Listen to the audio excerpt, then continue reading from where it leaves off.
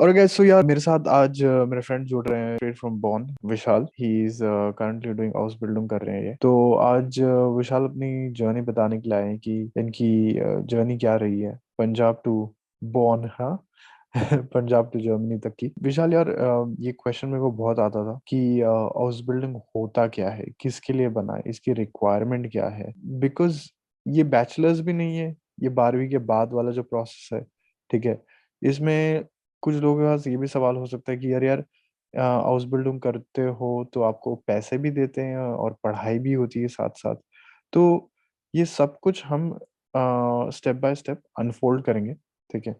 ये क्वेश्चन मैं आपको पूछने से पहले आप अपना एक इंट्रोडक्शन दे दो छोटा सा, कि आप कब से हो जर्मनी में, आपकी बैकग्राउंड स्टडीज क्या है, अभी क्या कर रहे हो, कितना समय हो गया, और आप एग्जैक्ट काम क्या करते हो। बिकॉज आप एक हॉस्पिटल में काम करते हो एज अ नर्स, राइट? तो वो है। मेरा नाम विशाल विशाल सिंह है। मैं 23 ईयर्स ओल्ड हूँ। तो आई एम फ्रॉम पंजाब। तो मैंने अपनी पंजाब में +2 कंप्लीट की थी 2017 में विद नॉन मेडिकल। उसके बाद मैंने मेरी फैमिली मिलकर डिसाइड किया कि अब कहीं और स्टडी करने जाना चाहिए। तो हम्म। मैंने इंटरनेट पे काफ़ी सर्च किया और मेरे कुछ रिलेटिव्स जो कि पहले से जर्मनी में है उन्होंने मुझे रिकमेंड किया कि ठीक है विशाल आप जर्मनी के लिए अप्लाई करो। हम्म। तो एज अ उनकी गाइडेंस तो मैं जर्मनी के लिए अप्लाई किया और मैं 2019 में जर्मनी पहुंच गया। ठीक है। तो जर्मनी में बेसिकली लैंग्वेज कोर्स के लिए आया था हम्म। और ताकि मैं उसके बाद अपनी बैचलर शुरू कर सकूं। ओके। ठीक है, तो मैंने 2019 से ले बिगिनिंग से लेके एंड तक मैंने अपनी लैंग्वेज ख़त्म की। और उसके बाद रैंडमली कोरोना आ गया 2019 के एंड में। तो जर्मनी में सब लॉकडाउन हो गया तो सब बंद हो गए घर पे एक तरह से ना। पर फिर भी मैंने काफ़ी कोशिश की ताकि मुझे यूनिवर्सिटी मिल जाए मेरी लैंग्वेज के बेस पे। तो बेसिकली होता है क्या है कि जर्मनी में आपको एडमिशन के लिए 13 ईयर स्कूलिंग चाहिए थी, हम्म। जो कि मेरे पास नहीं थी। हम्म। ठीक है, और मैंने उसको कंप्लीट करने के लिए काफ़ी कम्पिटेटिव एग्जाम दिए, पर बहुत ज़्यादा कंपटीशन होने के कारण मुझे सीट नहीं मिली। तो ऊपर से आपको ये भी स्ट्रेस होती है कि आपको गिवन जो वीज़ा का टाइम है उसके अंदर अंदर आपने एडमिशन लेनी होती है। हम्म। तो काफ़ी सारी प्रॉब्लम्स आ रही थी। तो रैंडमली मैंने एक गाय से मिला जो कि हाउस बिल्डिंग कर रहा था। तो मेरे लिए वर्ड बहुत न्यू था। हम्म। तो मैंने उससे पूछा, मैं कहा भाई ये हाउस बिल्डिंग होती क्या है। उसने कहा कि आप हाउस बिल्डिंग को एक तरह से आप इंटर्नशिप कह सकते हो ना, हम्म। जिसमें आपको स्टडी भी करवाते हैं और साथ साथ में प्रैक्टिकल जॉब्स भी करवाते हैं। अप्रेंटिसशिप है कि हाँ। हाँ, अप्रेंटिसशिप है ना। हम्म। तो फिर मैंने उससे आगे खुद घर पे जाके सर्च की नेट पे ना कि इसकी रिक्वायरमेंट्स क्या है और कौन कौन कर सकता है। तो फिर मैंने उसके बाद सर्च किया तो मुझे हाउस बिल्डिंग से पता लगा कि आप किसी भी फील्ड में हाउस बिल्डिंग कर सकते हो। जैसे कि as a nursing, as a sales management, and आप बिजनेस में भी कर सकते हो, आप आईटी फील्ड में भी कर सकते हो, आप छोटी से छोटी जॉब में भी एज अ कार मैकेनिक भी कर सकते हो। तो उसके बाद फिर चलो ये तो हो गया अपने इंटरेस्ट का ना। फिर मैंने सोचा कि मेरे पे कौन सी सूट करेगी, कौन सी मैं इजिली जो ले सकता हूँ ना। तो मैंने देखा तो मुझे ना एक फ्लेगे की हाउस बिल्डिंग फ्लेगे जो as a nursing house building ना बहुत अच्छी लगी। तो फिर मैंने उसके ऊपर रिसर्च की तो मुझे पता लगा कि फ्लेगे की हाउस बिल्डिंग जो है, एक बात बताना आपको भूल गया कि हाउस बिल्डिंग के दौरान वो आपको पढ़ाते भी हैं और साथ में आपको पे भी करते हैं। हम्म। तो मैंने फ्लेगे की हाउस बिल्डिंग इसलिए चूज की क्योंकि उसमें वो पे काफी अच्छा कर रहे थे ना। अब जो अगर फॉर एग्जांपल आप एज अ मैकेनिक की हाउस बिल्डिंग करते हो तो आपको पर मंथ 400 to 500 यूरोस देते हैं हम्म। As a salary. और आपको फ्लेगे में 1000 के पास आसपास मिल जाती है आपको ना, ओके। टैक्स टुक्स काट काट के। तो मैंने कहा कि चलो ये तो अच्छा ऑप्शन है। अगर मैं बैचलर करता तो मुझे अपने आप को फाइनेंस करने के लिए साथ में जॉब भी करनी पड़ती, तो मैं शायद अपनी स्टडी पे कॉन्सेंट्रेट नहीं कर पाता। हम्म। ठीक है, तो मैंने कहा चलो यार ये बेस्ट ऑप्शन है। तो इसके बहुत सारे आपको फायदे हैं। फायदे ओके। क्या है कि आप हाउस बिल्डिंग शुरू करते हो वो आपको प्रैक्टिकल नॉलेज देते हैं, थ्योरेटिकल नॉलेज देते हैं और साथ में आपको पे भी करते हैं। ओके। ओके, मेरे को कुछ तो क्वेश्चन है। बिल्कुल। आगे बढ़ने से पहले मेरे दो सवाल है। आपको ट्वेल्थ में कितना आया था? तो 12 की परसेंटेज, हम्म। मेरी 12 की परसेंटेज 65 थी। सिक्सटी 65 फाइव थी। परसेंट या नॉन और मेडिकल फील्ड में। नॉन मेडिकल फील्ड में। बिल्कुल। और आप जर्मन लैंग्वेज कितना सीख रखे हो?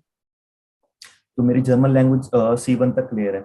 मैंने C1 इंडिया से तक। A1 लेवल किया था, ओके और बाकी का जो रिमेनिंग था B1 से A2 से लेके C1 तक, वो मैंने जर्मनी में किया था। Okay okay. और जितना मुझे समझ में आ रहा है, आप एक्चुअली आए थे बैचलर्स पढ़ने, बिल्कुल। बिकॉज वो चीज काम नहीं हो पा रही थी कि बिल्कुल। आप रैंडमली किसी बंदे से मिल लिए जो आउसबिल्डिंग कर रहा था, और that's how you got introduce to house building, या सही, राइट? बिल्कुल सही। बिल्कुल। Okay okay. और आउसबिल्डिंग बहुत सारे एरियाज में होता है, राइट?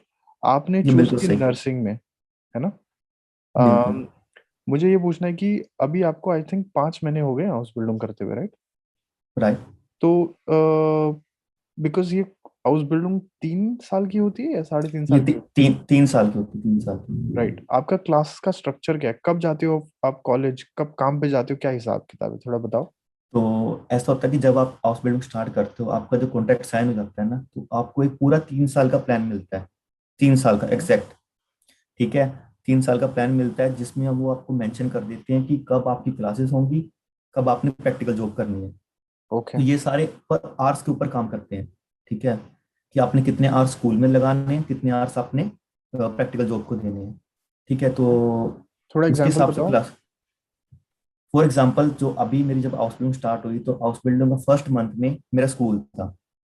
ओके पूरा फुल मंथ मेरा स्कूल था। उसके बाद फिर नेक्स्ट मंथ मेरी पूरा प्रैक्टिकल था। एक मंथ प्रैक्टिकल, एक मंथ स्कूल।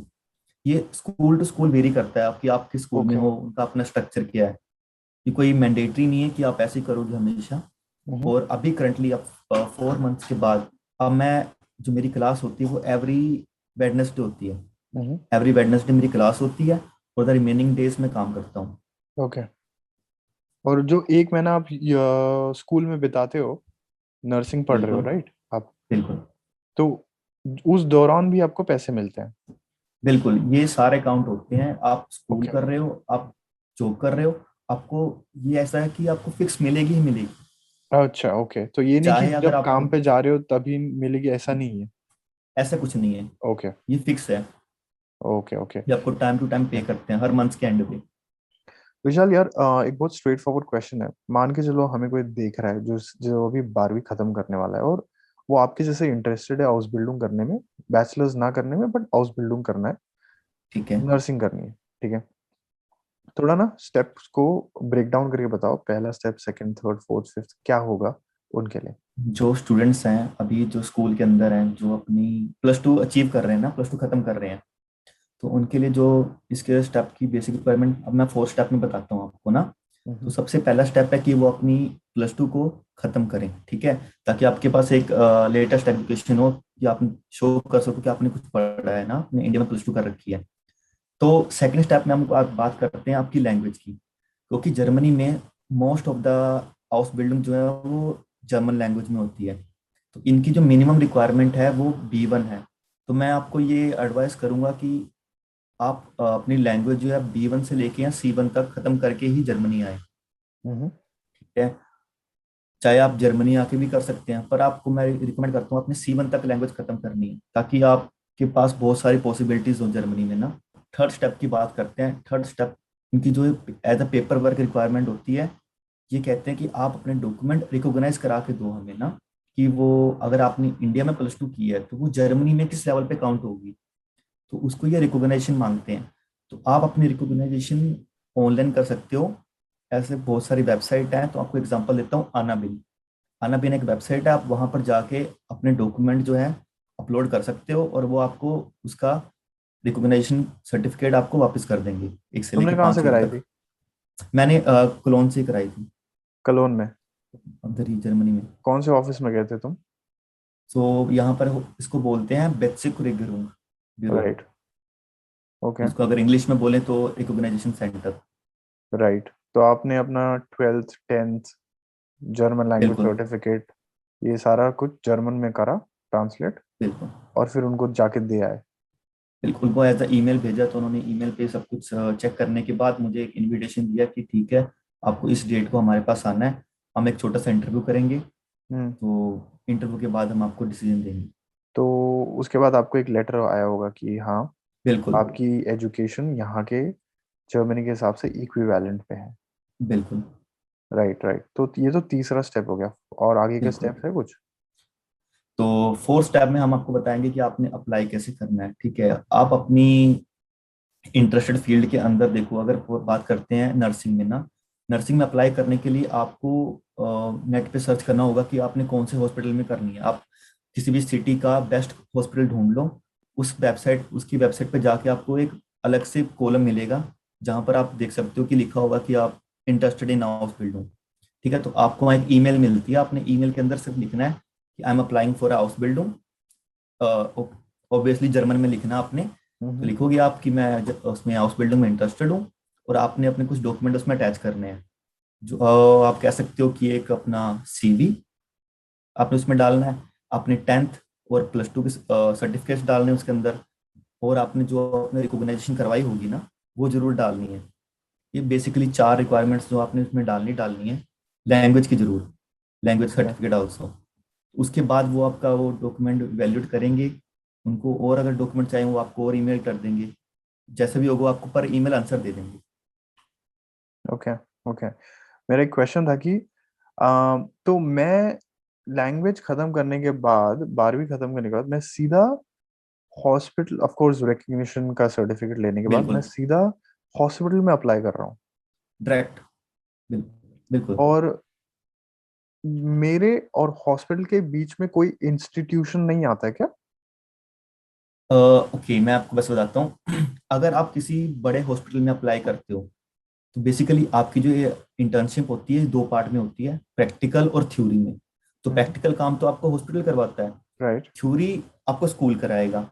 अगर राइट। आप कोई बड़ा हॉस्पिटल चूज करते हो, ठीक है, और उन मोस्टली क्या होता है कि हॉस्पिटल के पास अपने ही स्कूल होते हैं। हाँ ओके। ठीक है, तो वो आपको अपने ही स्कूल में रखते हैं, तो आपका वो एक ही कॉन्ट्रैक्ट बनता है। और कई केसेस में ऐसा होता है कि अगर आपका हॉस्पिटल इतना बड़ा नहीं है, उसमें कुछ डिपार्टमेंट्स नहीं है, पर फिर भी वो हाउस बिल्डिंग करवाता है, हम्म। तो होता क्या, तब आपको वो बोलता है कि हम आपको अपने हॉस्पिटल में हाउस बिल्डिंग देते हैं, पर थ्योरी के लिए आपको एक स्कूल ढूंढना पड़ेगा। हम्म। ठीक है, तो उस केस में आपको 2 कॉन्ट्रैक्ट बनवाने पड़ते हैं। एक राइट। आपका जो हॉस्पिटल के साथ होता है, सेकंड जो आप स्कूल के साथ बनाते हो। तो हॉस्पिटल तो आप इजीली ढूंढ लोगे, तो अब आती है प्रॉब्लम कि स्कूल कैसे ढूंढना है। तो अब जब भी आप किसी हॉस्पिटल के पास अप्लाई करते हो, तो उनके पास हमेशा ऑप्शन होती है, तो वो आपको 2-3 स्कूल्स के नाम बता देंगे कि ये स्कूल हमारे साथ कांटेक्ट में है। आप ओके। वहां जाके उनसे पूछ लो कि उनके पास कौन सा बैच खाली है। ऐसा हाउस बिल्डिंग के केस में ऐसा होता है कि आपको कभी भी वो ना नहीं होती। बहुत रेयर चांसेस हो गए आपको वो मना कर देंगे। उनका मना करने का रीजन ये होता है कि उनका इस बार बैच फुल हो गया है। तो हम्म। वो आपको मना नहीं करते, आपको बोलते हैं कि आप नेक्स्ट सेमेस्टर में ट्राई कर लें फिर से। ये राइट। होता है। इसमें लगभग पैसे कितने मिल जा रहे हैं अभी आपको नर्सिंग करते हुए? ठीक है, तो अपनी जो नर्सिंग का कॉन्ट्रैक्ट होता है वो आपका 3 साल का होता है। ठीक है, तो आपका जैसे ही आपका फर्स्ट मंथ स्टार्ट हुआ ना, तो आपको हाउस बिल्डिंग का ओवरऑल जर्मनी में एज अ नर्सिंग में आपको 1140 यूरोस मिलते हैं। ओके। ठीक है, तो उसके बाद टैक्स डिडक्शन के बाद वो आपको अप्रोक्सीमेटली 900 समथिंग मिल जाते हैं, 920 यूरोस पर मंथ आपके अकाउंट में आते रहेंगे। ये आपके खर्चे के लिए काफी है? यस। और इसमें एक प्लस पॉइंट ये है उस बिल्डिंग का कि आप किसी भी हॉस्पिटल में अप्लाई करते हो ना, तो उनके पास अपने अपार्टमेंट्स होते हैं अपने वर्कर्स के लिए। तो आप हाउस बिल्डिंग जब आपको वो प्लेस दे देते हैं, तब उनसे आप रिक्वेस्ट कर सकते हो कि मैं अभी बहुत दूर रह रहा हूँ, और अगर आपके पास पॉसिबिलिटी है रूम्स की, तो मैं वो जरूर लेना चाहूंगा। हम्म। और आई थिंक सारे हॉस्पिटल के पास होती है और वो आपको दे देते हैं। काफी चीपर होता है as compare to other apartments. ठीक है, और काफी अच्छा होता है। ओके, तो ऐसा नहीं कि फ्री दे रहे हैं, वो आपको दे रहे हैं बट आप उतना पैसा दे नहीं रहे दे हैं। रहे हो? नहीं, बिल्कुल नहीं। कितना वो ऐसा कितना होता है कि क्या हिसाब है तुम्हारा, कॉस्ट ऑफ लिविंग क्या है? कॉस्ट ऑफ लिविंग ऐसा है कि जो मेरा अभी बेसिक जो रेंट्स में पे कर रहा हूँ 240 यूरोस है, सिर्फ ओके। इस अपार्टमेंट का। इसमें इलेक्ट्रिसिटी, वाटर सब इंक्लूडेड है। और मे भी उन्होंने हमें गुड न्यूज़ दी है कि नेक्स्ट मंथ से आपको वाईफाई भी फ्री देंगे। तो मेरा सारा जो बेसिक रिक्वायरमेंट पूरी जाएगी इसके अंदर। ओके ओके, वाह यार। तो बेसिकली जब से आप यहाँ आए हो और हाउस बिल्डिंग शुरू किया, आपने घर से 1 रुपया भी नहीं मंगवाया? नहीं, तब से नहीं। आपका हाउस बिल्डिंग के साथ आपकी सेविंग भी हो जाती है।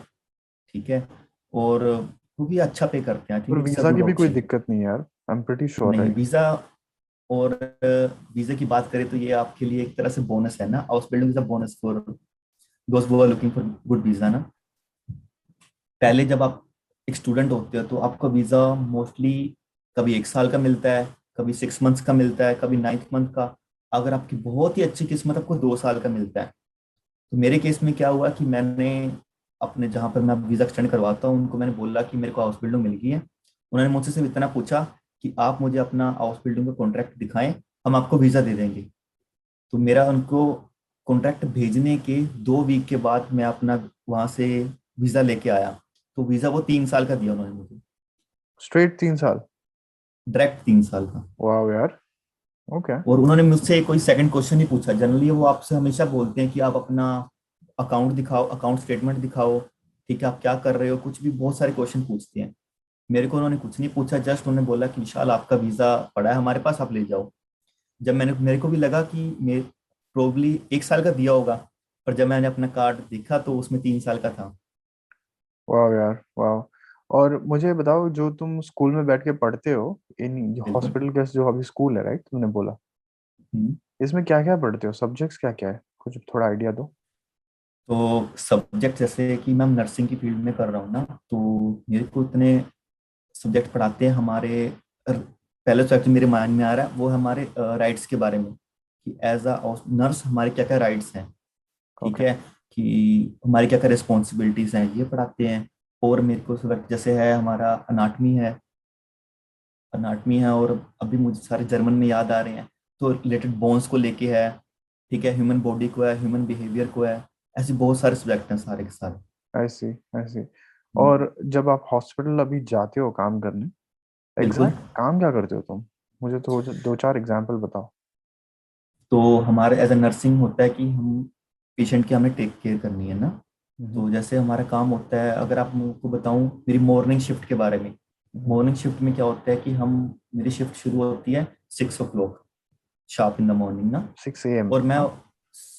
या 6 AM तो पहले जाके हम वहाँ पर देखते हैं, हम अपने हमारे पास फाइल्स होती हैं हर पेशेंट की, तो हम उसको ओपन करते हैं। उसमें ना डॉक्टर्स ने सारे कुछ रेगुलेशन दी होती है कि कौन से पेशेंट को कौन सी मेडिसिन देनी है। ओके। तो वो हमारी रिस्पॉन्सिबिलिटी है, हम जाके उस पेशेंट से बात करते हैं, उसको मेडिसिन देते हैं, उससे पूछते हैं कि उसमें कितना प्रोग्रेस आया एज कम्पेयर टू यस्टरडे, ठीक है। और फिर देखते हैं कि हम इसको और कैसे बेटर कर सकते हैं। और sometimes we have patient like they got operated from the backbone, ठीक है, तो उसको वापस फिर से मूवमेंट में कैसे लेके आना है। ऐसा रिकवरी का काम करते हैं हम पेशेंट की ना। राइट। किसी पेशेंट की बैकबोन का ऑपरेशन हुआ है तो हमने उसको देखना है कि उसकी डेली मूवमेंट कितनी है, वो अपनी बॉडी के ऊपर कितना बर्डन ले सकता है, ठीक है, वो सब हम रेगुलेट करते हैं, ठीक है। और उस मेडिसिन देना, उसको प्रॉपर एकदम हीलिंग का काम करते हैं वहां पर। Right, right, right. तो यार देखो, हॉस्पिटल यूजुअली इतना बड़ा होता है, इसमें इतने सारे डिपार्टमेंट्स होते हैं, राइट? बिल्कुल। तो as a person who is doing house building, मैं सिलेक्ट कर सकता हूँ क्या कि मेरे को ये वाले सेक्शन में काम करना है हॉस्पिटल की, या ये वो लोग वही लोग डिसाइड करते हैं? बिल्कुल, ये बहुत अच्छा क्वेश्चन है। तो जैसे तो आप जो 3 साल की हाउस बिल्डिंग के अंदर आपको 2 मंथ्स हर स्टेशन के ऊपर काम करना है। For example okay. अभी मैं ऑर्थोपेडिक डिपार्टमेंट में, जहाँ पर बेसिकली एक्सीडेंटल केस आते हैं जिनकी हड्डियां टूट गई हैं या पैर को ऑपरेशन हुआ है, ठीक है। उसके बाद जो मेरी अब नेक्स्ट प्लेसमेंट है वो मेरी है उसमें लंग्स डिपार्टमेंट में। हाउस बिल्डिंग के अंदर आप मैंडेटरी होते हो, आप खुद नहीं चूज कर सकते, ओके। ठीक है, आपको हर एक डिपार्टमेंट में काम करना पड़ता है। तो ठीक है। आपको ओवरव्यू आइडिया हो जाए कि हर स्टेशन पे क्या क्या होता है, हम्म। ठीक है। पर जब ऐसे आपकी हाउस बिल्डिंग खत्म होती है तब आप खुद चूज कर सकते हो कि आपने किस डिपार्टमेंट में जाना है। आई सी। ओके। ओके। अभी मे बी थोड़ा जल्दी एक क्वेश्चन पूछना, 5 ही महीने हुए तुम्हें हाउस बिल्डिंग करते हुए, तुम्हारा क्या इंटरेस्ट है? तो आपको मैं बताऊं, रियली यहाँ पर काम का उतना बर्डन नहीं है हाउस बिल्डिंग के अंदर ना। ओके। आपको बस फ्लेक्सिबल टाइमिंग्स है, ठीक है। मेरे शिफ्ट, अगर आप मॉर्निंग शिफ्ट की बात करते हो तो आप सुबह 6 बजे जाते हो, दोपहर को 2 बजे बाहर होते हो हॉस्पिटल से। आपके पास पूरा दिन पीछे पड़ा है, आप कुछ भी कर सकते हो, ठीक है। और आपको सबसे अच्छी बात है को वीक वीक में सिर्फ 5 डेज काम करना है। अच्छा। बिल्कुल। ओके। और आपको आप वीकेंड्स पे भी काम करते हो, जाहिर सी बात है कि आप हॉस्पिटल में हो, वहाँ पर पेशेंट वीकेंड्स देख के नहीं आते। या हाँ, पर वो आपकी प्रॉपर ध्यान रखते हैं, वो देखते हैं कि आपको ओवरबर्डन ना किया जाए हॉस्पिटल वाले। तो वो आपका हर मंथ के एंड में फीडबैक भी लेते हैं कि आपको कौन सी चीज़ बुरी लग रही है, कौन सी अच्छी लग रही है, कौन सी इंप्रूव करनी चाहिए। हम्म ऐसा होता है कि सैलरी की बात करूं, इसमें एक और पॉइंट ऐड करना चाहता हूँ कि अगर आप कभी सैटरडे संडे काम करते हो या हम्म रात को 9 बजे के बाद आप रुकते हो, चाहे हम्म। आप आधा घंटा क्यों ना रुके हो, तो वो आपको उसके एक्स्ट्रा पैसे देते हैं। वाओ। Salary okay. तो आपको मिलेगी मिलेगी, वो आपको एक्स्ट्रा पैसे भी मिलेंगे, आपने जो संडे को काम किया है और सैटरडे को काम किया है, वीकेंड्स पे छुट्टी वाले दिन काम किया है, ऐसा होता है। आई सी। आई सी। ओके। ओके। तो अभी मान लो आप हाउस बिल्डिंग खत्म कर लेते हो, ठीक है, अभी बिल्कुल आपके पास और 2.5 साल बचा हुआ है, राइट? बिल्कुल। तो मैं ये पूछ रहा था कि ये 2.5 साल बाद का प्लान क्या है, कि क्या करना है? तो 2.5, अच्छा अच्छा क्वेश्चन है ये फ्यूचर को लेके। तो मैंने तो ये डिसाइड किया है कि जैसे मेरी हाउस बिल्डिंग खत्म होती है, उसके बाद मैं इस फील्ड में काम करूंगा, क्योंकि इस फील्ड में आपकी हाउस बिल्डिंग खत्म होने के बाद आपकी सैलरी रेंडमली रेज कर जाती है ना।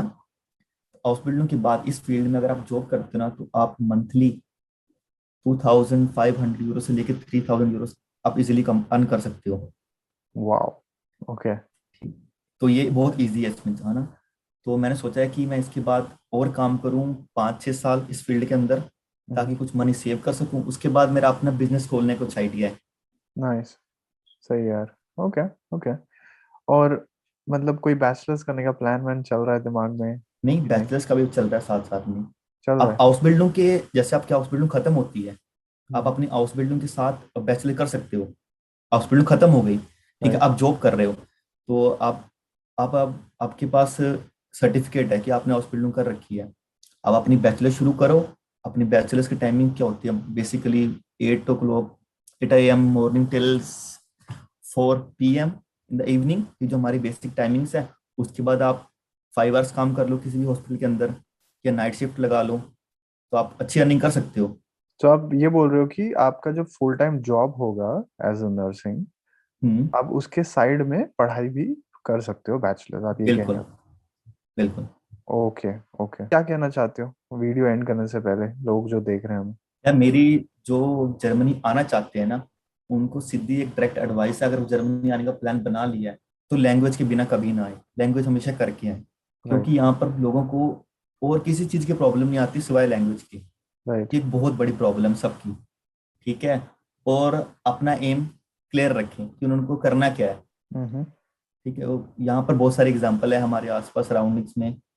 लोग आ तो जाते हैं, फिर बाद में वो कहते हैं कि यार नहीं, हमारे साथ धोखा हो गया, एजेंट्स ने ये कर दिया वो कर दिया। तो वो अपनी रिसर्च करें प्रॉपर। ठीक है, हम्म। अपना एम क्लियर रखें।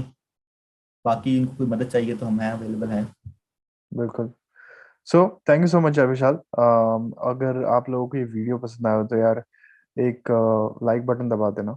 और इसके और भी हम पार्ट्स कर सकते हैं, डिटेल में। हो सकता है हम इस वक्त ना जा पाए हो, बट अगर आप चाहते हो तो आप कमेंट सेक्शन में लिख सकते हो। With that being said, thank you so much यार Vishal, once again, and everybody who has joined. Thank you. अगर आपको ये वीडियो पसंद आया है तो प्लीज़ आप आगे इसे शेयर भी कर दीजिएगा। Yup, thank you so much, bye bye.